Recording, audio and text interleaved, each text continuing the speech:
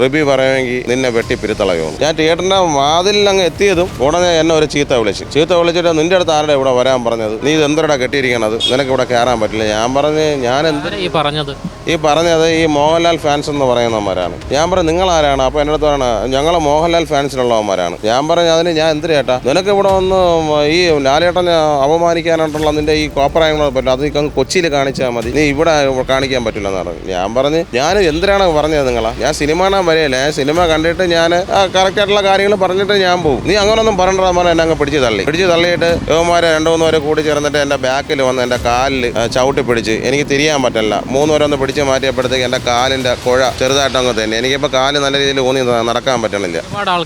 അവരൊരു 10-35 പേരുണ്ടായിരുന്നു. എന്നിട്ട് ഓരോരുത്തരോടാ ഞാൻ നിന്നെ അടിക്കുമെന്ന് പറഞ്ഞിട്ട് എൻ്റെ കയ്യിലൊരു പേടുണ്ടായിരുന്നു, വാടാക്കി എടുത്ത അതിനെ ഞാൻ അവന്മാർ ഊരിയെടുത്തിട്ട് അതിനെടുത്ത് എവിടെ എടുത്തങ്ങ് എറിഞ്ഞു. എൻ്റെ തലയിലിരുന്ന തൊപ്പി എടുത്തോണ്ട് പോയി. തൊപ്പി എടുത്തോണ്ടെന്ന് എവിടെ കൊണ്ടുവച്ചിട്ട് വീണ്ടും കൊണ്ടുവന്ന് അത് കഴിഞ്ഞിട്ട് പിന്നെ എൻ്റെ അതെല്ലാം കഴിഞ്ഞ് പിടിച്ചൊക്കെ തള്ളിയിട്ട് ഞാൻ ചെയ്ത് അവന്മാർ പറയണ കേട്ട് ഞാൻ ചെന്ന് അപ്പുറത്തൊരു ചേട്ടൻ്റെ കൈലി വാങ്ങിച്ചിട്ട് വന്നു. എൻ്റെ ഒരു സുഹൃത്ത് കൈലി വാങ്ങിച്ചിട്ട് വന്നു. ഞാൻ ആ കൈലി കൊടുത്ത് കാക്കി ഷർട്ട് തൊട്ട് ചെരുപ്പ് പോലും ഇല്ലാതെ ഞാൻ മൊണ്ടിയാണ് ഞാൻ സിനിമ കാണാൻ വേണ്ടി പോയത്. സിനിമയെല്ലാം കണ്ടിട്ട് ഞാൻ ഇറങ്ങിയപ്പോൾ യുവമാർ എൻ്റെ ബാക്കിൽ നിന്നിട്ട് പറയണം റിവ്യൂ പറയുമെങ്കിൽ നിന്നെ വെട്ടി പിരുത്തളയുമെന്ന്. ഞാൻ പറഞ്ഞ് ഞാനൊന്നും പറഞ്ഞില്ലല്ലോ, അത് നിങ്ങൾ പറയുമ്പോൾ നല്ല രീതിയിൽ പറയണം, പറഞ്ഞില്ലെങ്കിൽ നല്ല രീതിയിൽ റിവ്യൂ പറഞ്ഞില്ലെങ്കിൽ റെഡിയാക്കി കളയുമെന്ന് പറഞ്ഞു എൻ്റെ അടുത്ത്. അപ്പോൾ തന്നെ ഞാൻ തിയേറ്ററിലൊക്കെ ഈ പടം കണ്ടവരൊക്കെ കുറച്ചുപേരൊക്കെ ഇരുന്ന് ഉറങ്ങായിരുന്നു. ഞാൻ കണ്ടായിരുന്നു, ഞാൻ അത് പറഞ്ഞൊന്നുമില്ലായിരുന്നു, ഞാൻ ഒരു അക്ഷരം മിണ്ടിയില്ല. ഞാൻ പറഞ്ഞ സത്യാവസ്ഥ എന്തായാലും പുറത്ത് വരുമല്ലോ.